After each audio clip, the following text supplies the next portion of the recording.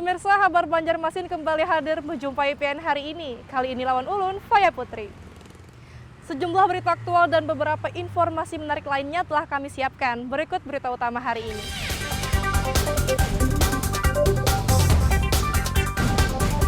Diduga melakukan gratifikasi pengadaan alat kesehatan, oknum ASN RSUD Ulen Banjarmasin ditangkap polisi.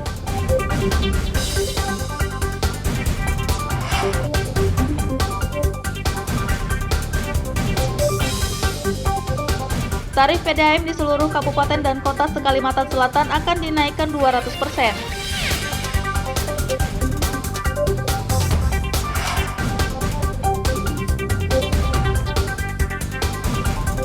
Penilaian tengah semester PTS untuk SMP di Kota Banjarmasin digelar secara tatap muka.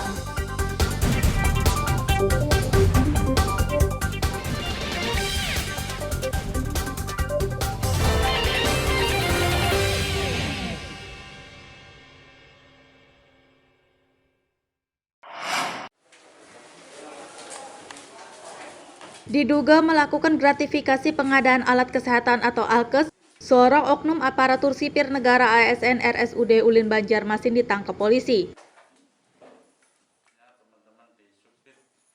ASN berinisial SBH tersebut ditangkap di salah satu warung makan di kawasan Ahmad Yani kilometer 5 Banjarmasin pada akhir Agustus lalu. Saat gelar perkara di Mapolda Kalsel pada Selasa siang, polisi menjelaskan tersangka ditangkap bersama pria berinisial SH yang merupakan karyawan dari PT Capricorn. Keduanya dibekuk saat tersangka SH menyerahkan uang senilai Rp11.519.000 kepada tersangka SBH. Diketahui uang tersebut adalah tanda terima kasih SH kepada SBH karena berhasil meloloskan tender pengadaan ALKES di RSUD Ulen Banjarmasin. Dalam kegiatan OTT ini lebih spesifiknya itu terkait adanya pemberian sesuatu kepada ASN terkait adanya pekerjaan. Jadi fokusnya adanya pemberian sejumlah uang kepada ASN. Ya. Artinya bukan korupsi ini kan? Termasuk korupsi. Tapi gratifikasi pasalnya termasuk kita masuk pasalkan undang-undang korupsi. Cuman lebih spesifiknya ke gratifikasi. Nah seperti itu. Makanya kalau tadi rekan-rekan nilai proyeknya berapa, itu masih kita dapat. Artinya gratifikasi ada penyaluran uang dari dari kontraktor ke ASN? Dari pengusaha ke ASN-nya ada. Tadi makanya sudah difotokan tadi, BB-nya itu ada uang, ada jaket, ada amplop, ada handphone. Dari handphone itu ada petunjuk-petunjuk. Memang dijanjikan segitu aja kan nilainya atau ada lagi lebih besar? Saat kegiatan OTT, uang itu yang kita dapat. BB itu yang kita jadikan dasar. Nah, seperti itu. Sekali lagi Bang, di OTT-nya kemarin di mana? Di salah satu rumah. Kedua tersangka akan dijerat pasal 12A dan B, Undang-Undang Tindak Pidana Korupsi dengan ancaman 5 tahun penjara. Dari Kota Banjarmasin, Muhammad Lutfi Darlan dan Ahmad Fauzi melaporkan.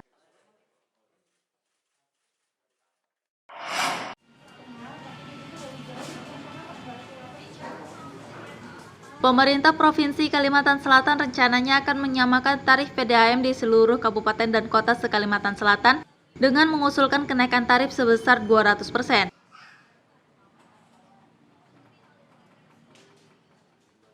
Rencana kenaikan tarif PDAM yang diusulkan Pemprov Kalsel menjadi perhatian yang serius bagi Wali Kota Banjarmasin Ibnu Sina. Menurutnya, rencana Pemprov Kalsel akan menyamakan tarif PDAM di seluruh kabupaten kota dengan mengusulkan kenaikan sebesar 200% bakal memberatkan masyarakat. Terlebih lagi perekonomian saat ini tengah melemah akibat pandemi COVID-19. Tinggi nggak Pak estimasinya Pak kenaikannya berapa persen? Tinggi sekali. Dua kali lipat. 200%. Dari angka yang sekarang di tarif masuk yang tarif subsidi kota. lah itu Pak. Ada? Enggak ada. Oh, yang jenis subsidi. Nah ini kan yang harus dikomunikasikan dengan provinsi dan seluruh kabupaten PDAM se-Kalimantan Selatan memberikan masukan. Mungkin beda-beda kondisi sehingga kemudian dirumuskanlah, diformulasikan yang tarif bawah, tarif atas tadi. Jadi maksimum minimumnya sekian. Kalau film menghendaki berapa? Kalau memang naik itu Pak? Tarif Kalau pakai tarif atas tarif bawah sebenarnya yang diuntungkan nanti PDAM pasti. Tapi kan juga di amanat Perda PDAM itu kan ada dua, social oriented dan business oriented. Jadi tetap sosialnya nomor satu, sosial orientasinya adalah untuk melayani masyarakat karena itu termasuk pelayanan dasar. Ibnu Sina menambahkan pihaknya akan berkoordinasi dengan Pemprov Kalsel mengenai rencana kenaikan tarif PDAM tersebut. Dari Kota Banjarmasin, Muhammad Lutfi Darlan dan Zoanda Adriani melaporkan.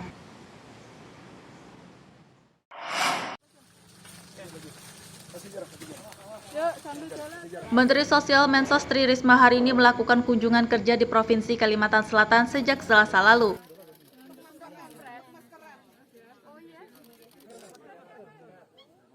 Hari pertama kunjungan kerjanya, wanita yang akrab disapa Risma itu mengunjungi langsung suku Dayak Pegunungan Meratus di Kabupaten Hulu Sungai Tengah. Setelah melihat secara langsung minimnya kesediaan tempat belajar, jaringan listrik dan lainnya yang dialami suku Dayak, Risma pun memberi bantuan dana sosial senilai lebih dari 1,5 miliar rupiah untuk peningkatan sarana dan prasarana bagi masyarakat terpencil tersebut. Ia juga rencananya akan mendirikan komunitas pusat di lokasi ini. Menceritakan kondisi Rini selama ini dengan jenis seperti apa ininya gitu ya. Di akhir kunjungan kerjanya yakni pada Rabu kemarin, Mensos Risma menyempatkan berkunjung ke Balai Rehabilitasi Sosial Penyandang Disabilitas Mental Budi Luhur di Kota Banjarbaru. Di tempat ini, Risma juga memberi bantuan kepada anak yatim dan kaum disabilitas. Dari Kabupaten Hulu Sungai Tengah dan Kota Banjarbaru, Muhammad Lutfi Darlan dan Aryadi Sukma melaporkan.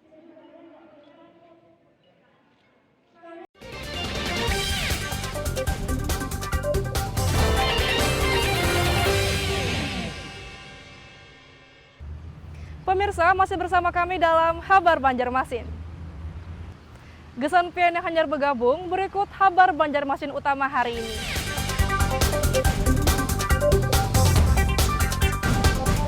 Diduga melakukan gratifikasi pengadaan alat kesehatan, oknum ASN RSUD Ulen Banjarmasin ditangkap polisi.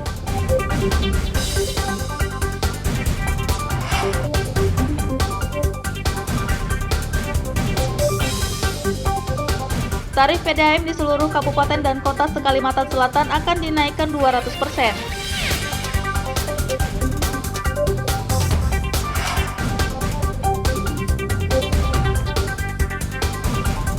Penilaian tengah semester PTS untuk SMP di Kota Banjarmasin digelar secara tatap muka.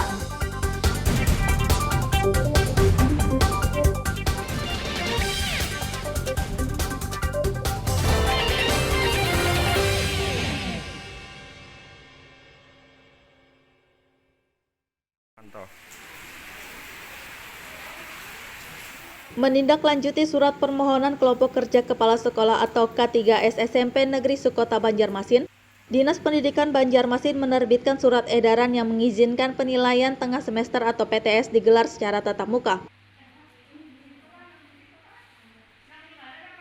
SMP Negeri 9 dan SMP Negeri 15 pada Rabu pagi sudah menggelar PTS secara tatap muka. PTS hari pertama yang digelar oleh kedua SMP tersebut berlangsung dengan menerapkan protokol kesehatan ketat.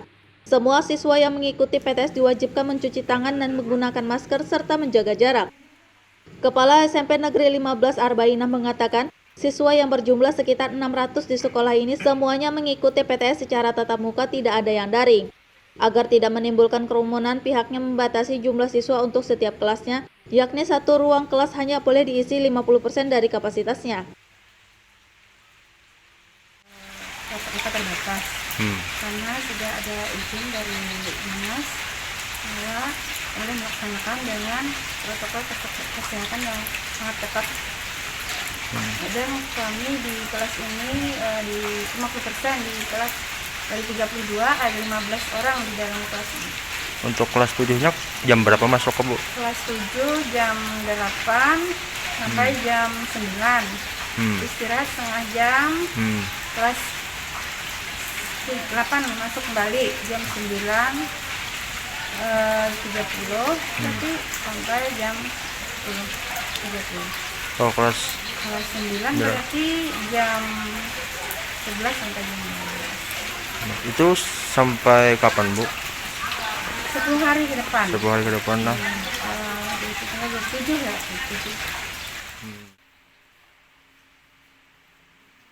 27. PTS secara tatap muka untuk SMP Negeri Sekota Banjarmasin akan berlangsung hingga tanggal 27 September mendatang. Dari Kota Banjarmasin, Muhammad Lutfi Darlan dan Fudail melaporkan.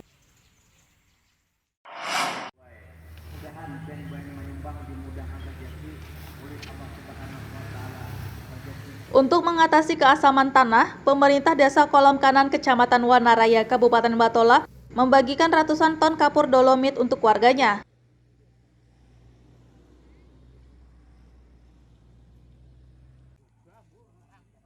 Pembagian kapur dolomit berlangsung di rumah Kepala Desa Kolam Kanan pada Selasa sore lalu. Kapur dolomit yang dibagikan berjumlah 273 ton untuk 273 keluarga, sehingga masing-masing keluarga mendapat 1 ton kapur dolomit. Kapur tersebut akan digunakan untuk mengatasi keasaman tanah pada lahan perkebunan warga. Untuk pengampuran lahan kolam kanan, saya fokuskan untuk warga kolam kanan dan saya kasih ultimatum tidak boleh dijual atau diuangkan, hanya untuk menyuburkan tanah desa kolam kanan. Apabila ketahuan saya dijual atau diuangkan atau tidak digunakan untuk desa tanah di kolam kanan, saya denda 10 kali lipat. Karena ini tujuan saya agar supaya keasaman tanah di kolam kanan bisa dinetralisir oleh kapur dari dana desa ini. Salah satu warga Sairin mengaku sangat bersyukur dan berterima kasih karena dengan adanya bantuan kapur dolomit, perkebunannya akan menjadi lebih subur. Terima kasih banget kepada Bapak Kepala Desa memberi sumbangan kapur 1 ton, 1 kakak. Mungkin untuk digunakan apa ini, Pak? Untuk memupuk tanaman keras adalah jeruk, sawit, karet. Itu aja. Keasaman tanah di Desa Kolam Kanan menjadi kendala bagi warga dalam perkebunan maupun pertanian. Dengan adanya bantuan kapur dolomit ini diharapkan perkebunan dan pertanian warga bisa meningkat sehingga perekonomian mereka juga menguat. Dari Kabupaten Batola, Muhammad Lutfi Darlan dan Ibrahim melaporkan.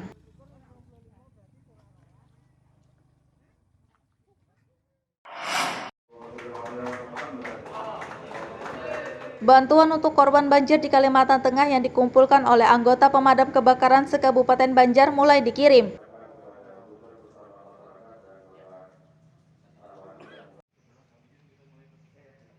Bantuan untuk korban banjir dikirim dengan sejumlah armada oleh tim relawan Bumi Selamat Rescue Buser 690 Banjar yang mulai berangkat pada Rabu siang.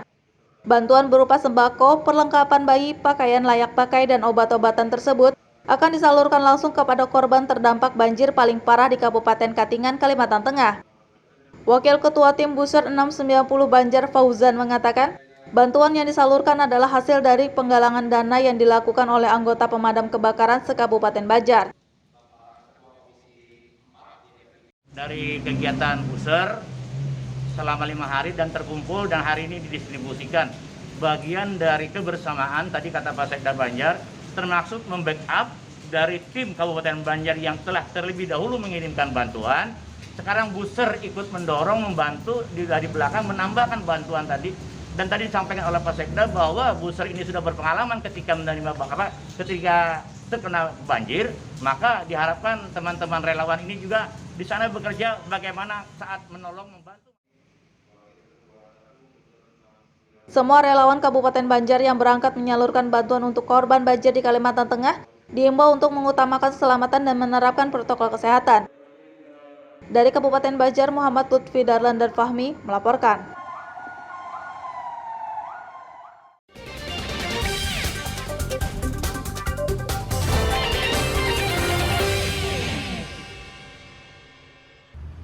Pemirsa, masih bersama kami dalam Kabar Banjarmasin. Gesan pian yang hanyar bergabung, berikut kabar Banjarmasin utama hari ini.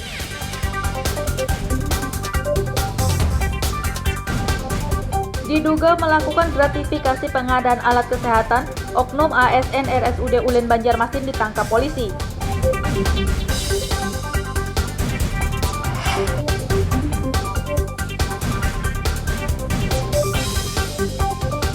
Tarif PDAM di seluruh kabupaten dan kota se-Kalimantan Selatan akan dinaikkan 200%.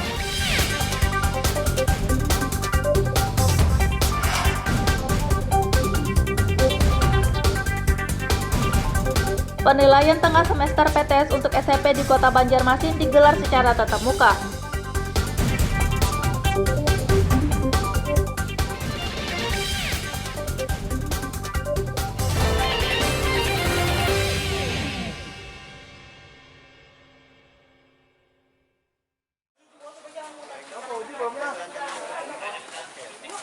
Sejumlah atlet Kalsel yang bakal diberangkatkan mengikuti Pekan Olahraga Nasional PON ke-20 Papua menjalani tes usap antigen di halaman kantor KONI Kalsel pada Rabu siang. Ketua Umum KONI Kalsel Bambang Heri Purnama mengatakan, tes usap antigen dilakukan untuk memastikan atlet yang bakal dikirim mengikuti ajang PON ke-20 Papua tidak terpapar COVID-19. Menurutnya, tes usap antigen bagi para atlet Kalsel yang akan dikirim ke Papua rutin dilakukan setiap pekannya, hingga hari keberangkatan nanti. Laporan dari Dorbimo baru negatif semua, alhamdulillah. Ya, mudah kita tetap bisa mempertahankan sampai keberangkatan kita. Karena keberangkatan kita 1 hari sebelumnya kita PCR semua. Ya, saya mengharapkan juga semua pihak yang ikut dalam kontingen Kalsel yang menjaga diri lah.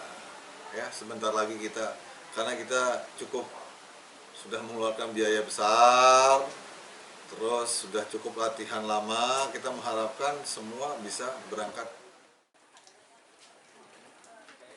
Bambang Heri Purnama menambahkan, semua atlet yang dites usap antigen kali ini dinyatakan negatif COVID-19. Ia mengimbau kepada semua atlet yang bakal dikirim ke ajang PON ke-20 Papua untuk menjaga kesehatan dengan baik dan selalu menerapkan protokol kesehatan. Dari Kota Banjarmasin, Muhammad Lutfi Darlan dan Ahmad Fauzi melaporkan.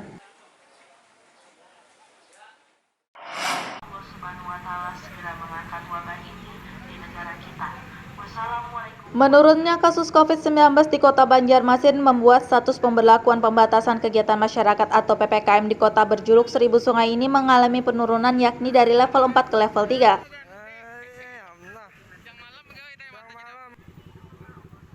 Sebelumnya, Wali Kota Banjarmasin Ibnu Sina mengutus Kepala Dinas Kesehatan Kadinkes Kota Banjarmasin Mahli Riyadi ke Kementerian Kesehatan Kemenkes RI untuk sinkronisasi data dengan Komite Penanganan COVID-19 dan Pemulihan Ekonomi Nasional atau KPCPEN. Menurut Mahli Riyadi, dari kunjungannya ke Kemenkes RI tersebut, diperoleh kesepahaman dengan Kemenkes RI bahwa Banjarmasin terhitung sejak 12 September kemarin sudah turun ke level 3 PPKM. Koordinasi dan harmonisasi data berkaitan dengan penentuan level Kota Banjarmasin, dan alhamdulillah hari ini ada kesepahaman bahwa terhitung mulai tanggal 12 Banjarmasin sudah berada pada level 3, dan tentu dari hasil pertemuan hari ini kita juga akan melakukan upaya-upaya penguatan terhadap pelacak dan memperbaiki sistem penginputan data dan evaluasi terhadap seluruh orang-orang yang opname di rumah sakit yang melewati dari hari ke-8 barangkali, karena perhitungan selalu ditentukan berdasarkan mingguan dari ketiga indikator tersebut. Alhamdulillah mulai hari ini kita ke depan akan memperbaiki. Wakil Ketua DPRD Banjarmasin Matnor Ali berharap dalam seminggu ke depan kasus COVID-19 di Banjarmasin tidak terjadi lonjakan lagi agar Banjarmasin bisa kembali turun level. Kita berdoa mudah-mudahan sampai dalam seminggu ini tidak ada peningkatan, ya, artinya minimal tetap pada posisi sekarang di level 3, lebih-lebih nanti mudah-mudahan bisa turun sampai ke level 2 sampai dengan ke level 1. Harapan kita, walaupun kita sudah mengetahui bahwa di posisi di level 3 tetap pemerintah kota maupun masyarakat Kota Banjarmasin meningkatkan protokol kesehatan, ya, dengan 3M, ya, minimal memakai masker, mencuci tangan dan menjaga jarak. Dari pihak pemerintah juga kita berharap, saya sudah bicara dengan Dinas Kesehatan, Dan itu juga tetap untuk melakukan 3T ya. Ya, 3T itu testing, tracing, dan treatment. Ya, itu salah satu indikator untuk menentukan level yang ditentukan pada PPKM. Turun atau tidaknya level PPKM di Kota Banjarmasin akan diputuskan oleh Kemendagri pada 20 September mendatang. Dari Kota Banjarmasin, Muhammad Lutfi Darlan dan Fudail melaporkan.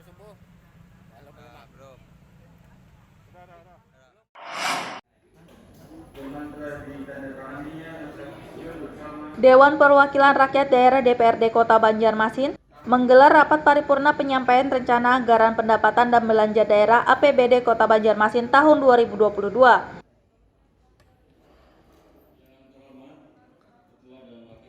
Dalam rapat paripurna ini, legislator menyampaikan rancangan APBD Kota Banjarmasin untuk tahun 2022 sebesar 1,7 miliar rupiah. Ketua DPRD Kota Banjarmasin Hari Wijaya mengatakan, rancangan APBD tersebut telah disepakati sehingga akan dilakukan pembahasan agar secepatnya dievaluasi pemerintah Provinsi Kalsel. Di penyampaian tahap pertama ini, setelah ini kan kita segeranya melakukan rapat pembahasan anggaran murni 2022. Mungkin setelah pembahasan nanti kita finalisasi dan perdanya pun akan kita paripurnakan lagi untuk minta evaluasi ke pemerintah provinsi sebelum disahkan menjadi perda APBD murni 2022. Itu ada waktunya lah, Ketua? Berapa misalnya sebulan harus sudah selesai? Batas kalau APBD murni ini sampai bulan November. Nah, memang kalau penyerahannya itu ada batasnya. Penyerahan usulan anggaran murninya sudah ada batasnya di bulan Agustus, tapi pembahasan sampai November. Wali Kota Banjarmasin Ibnu Sina mengatakan, APBD 2022 bakal difokuskan untuk penanganan COVID-19. Selain itu juga untuk penanganan dampak bencana banjir, dampak sosial, dampak kesehatan, dan pemulihan ekonomi. Kami ajukan secara resmi dari belanja, memang terjadi peningkatan jadi 1,7, tapi untuk pendapatan mengalami koreksi pengurangan karena situasi pandemi yang terkait dengan dana transfer pusat, kemudian pendapatan asli daerah yang juga pasti berkurang. Tapi mudah-mudahan di APBD perubahan 2022 seiring dengan membaiknya ekonomi kita akan menyesuaikan nantinya. Dan kemudian untuk asumsi pembiayaan juga terjadi peningkatan, sebelumnya 119 menjadi 229. Mudah-mudahan itu tepat sasaran, terutama untuk penanganan COVID masih utama, penanganan dampak bencana, banjir, kemudian dampak sosial, dampak kesehatan, dan pemulihan ekonomi. Itu yang kami kira akan menjadi fokus belanja APBD 2022. Pembahasan rancangan APBD Kota Banjarmasin tahun 2022 harus selesai pada bulan November mendatang. Dari Kota Banjarmasin, Muhammad Lutfi Darlan dan Zoanda Adriani melaporkan. Kepada Wali Kota Banjarmasin, pimpinan DPRD Kota Banjarmasin.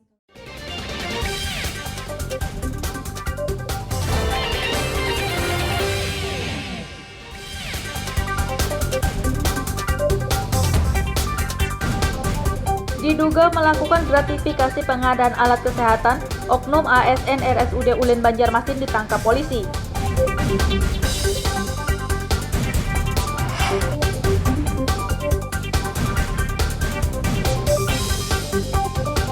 Tarif PDAM di seluruh kabupaten dan kota se-Kalimantan Selatan akan dinaikkan 200%.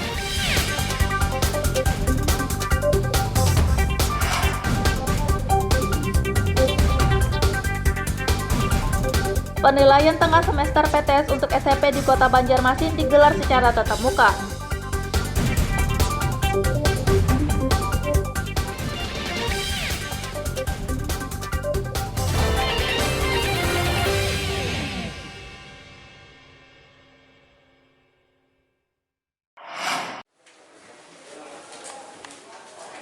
Diduga melakukan gratifikasi pengadaan alat kesehatan atau alkes, seorang oknum aparatur sipir negara ASN RSUD Ulin Banjarmasin ditangkap polisi. ASN berinisial SBH tersebut ditangkap di salah satu warung makan di kawasan Ahmad Yani kilometer 5 Banjarmasin pada akhir Agustus lalu. Saat gelar perkara di Mapolda Kalsel pada Selasa siang, polisi menjelaskan tersangka ditangkap bersama pria berinisial SH yang merupakan karyawan dari PT Capricorn. Keduanya dibekuk saat tersangka SH menyerahkan uang senilai Rp11.519.000 kepada tersangka SBH. Diketahui uang tersebut adalah tanda terima kasih SH kepada SBH karena berhasil meloloskan tender pengadaan alkes di RSUD Ulin Banjarmasin. Dalam kegiatan OTT ini lebih spesifiknya itu terkait adanya pemberian sesuatu kepada ASN terkait adanya pekerjaan. Jadi fokusnya adanya pemberian sejumlah uang kepada ASN. Ya. Artinya bukan korupsi ini kan?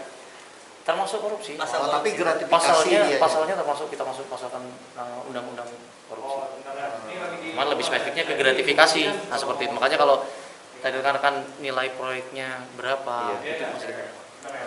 Artinya gratifikasi ada penyaluran uang dari dari kontraktor ke ASN? Dari pengusaha ke ASN-nya ada. Tadi makanya sudah difotokan tadi BB-nya itu ada uang, ada jaket, ada amplop, ada handphone.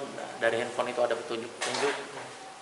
Memang dijanjikan segitu aja kan nilainya atau ada lagi lebih besar? Saat kegiatan OTT, uang itu yang kita dapat. BB itu yang kita jadikan dasar. Nah, seperti itu. Sekali lagi Bang, di OTT-nya kemarin di mana? Di salah satu rumah. Kedua tersangka akan dijerat pasal 12A dan B, Undang-Undang Tindak Pidana Korupsi dengan ancaman 5 tahun penjara. Dari Kota Banjarmasin, Muhammad Lutfi Darlan dan Ahmad Fauzi melaporkan.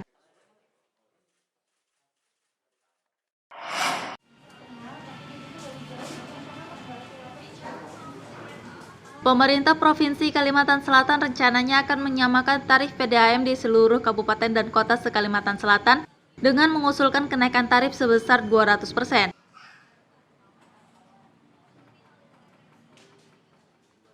Rencana kenaikan tarif PDAM yang diusulkan Pemprov Kalsel menjadi perhatian yang serius bagi Wali Kota Banjarmasin Ibnu Sina.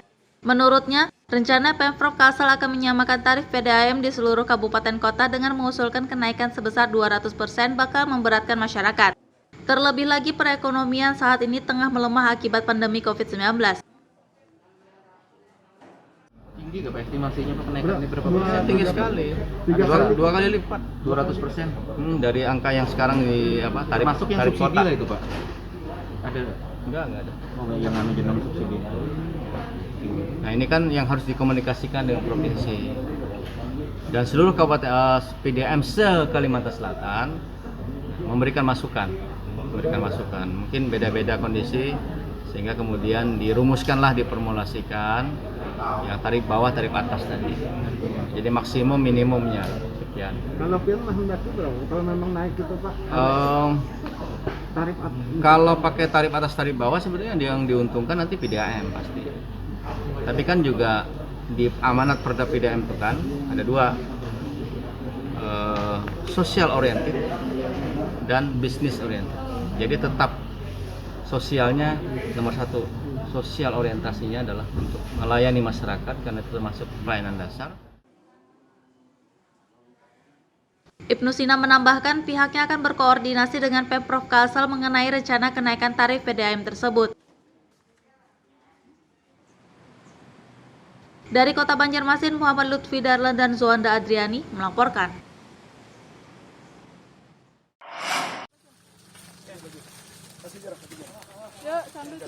Menteri Sosial Mensos Tri Risma hari ini melakukan kunjungan kerja di Provinsi Kalimantan Selatan sejak Selasa lalu.